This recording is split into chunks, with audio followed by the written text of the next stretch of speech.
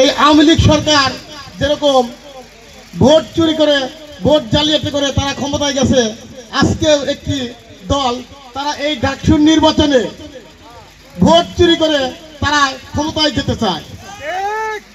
প্রিয় ভাইরা আমার, আপনারা জানেন আমাদের উত্তরবঙ্গের কৃতি সন্তান ইকবাল হাসান মাহমুদ টুকু সাহেব বলেছেন, যারা 5 মিনিটের দিকে আওয়ামী লীগের সাথে জড়িত তাদেরকে এই দলে কোনো ঠাঁই দেওয়া হবে না।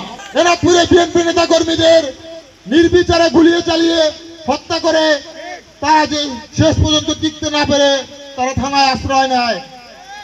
কিছু দুর্বৃত্তকারী আওয়ামী সন্ত্রাসীরা ওই মিছিলে বিএনপির নাম ভাঙিয়ে থানায় হামলা করে নির্বিচারে 14 জন পুলিশকে হত্যা করে। আওয়ামী সন্ত্রাসীদের বিরুদ্ধে বলতে চাই, বাংলাদেশের সর্বক্ষেত্রে আপনারা বাংলাদেশের সন্ত্রাসের রাজত্ব কায়েম করতে চেয়েছিলেন। বাংলাদেশের সন্ত্রাসের রাজত্ব আর কোনোদিন কায়েম করতে পারবেন না আওয়ামী লীগের নেতাকর্মীরা। আপনাদের নেত্রী 5ই আগস্ট বাংলাদেশ থেকে পালিয়ে ইন্ডিয়া চলে গিয়েছে। বাংলাদেশ থেকে হাজার হাজার কোটি টাকা নিয়ে ইন্ডিয়া আরাম আয়েসে জীবন যাপন করছেন। আর আওয়ামী লীগের নেতাকর্মীরা আপনারা বিভিন্ন জায়গায় পালিয়ে থেকে আপনারা স্বপ্ন দেখছেন শেখ হাসিনাকে বাংলাদেশে ফিরে নিয়ে এসে বাংলাদেশের নির্বাচনে অংশগ্রহণ করবেন। আপনাদের ওই আশায় থেকে যাবে। শেখ হাসিনা যেদিন বাংলাদেশের মাটিতে আসবে, সারা বাংলাদেশে শেখ হাসিনার নামে 200 হত্যা মামলা হয়েছে। এই হত্যা মামলা আসামি শেখ হাসিনা 1 নম্বরে। শেখ হাসিনা যেদিন বাংলাদেশে আসবে, বাংলাদেশের আইনের আওতায় আনবে এই সরকার। আইনের আওতায় এনে শেখ হাসিনাকে বিচারের মুখোমুখি করবে।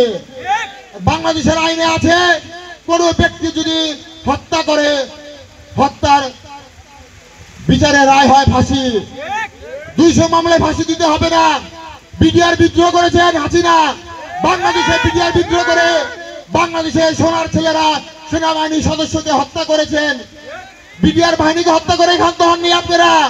আমার প্রাণপ্রিয় নেত্রী দেশনেত্রী বেগম খালেদা জিয়াকে গৃহবন্দী করে বাংলাদেশে অবৈধ নির্বাচন করে 2014 সালে আপনি ক্ষমতায় এসে বাংলাদেশকে নৈরাজ্য তৈরি করে 18 সালে রাতের আধারে ভোট কেটে বাংলাদেশে আবারও অবৈধ প্রধানমন্ত্রী হয়ে সারা বাংলাদেশে ছাত্রদল, যুবদল, স্বেচ্ছাসেবক দলের নেতাকর্মীদেরকে হত্যা গুম করেন আপনি।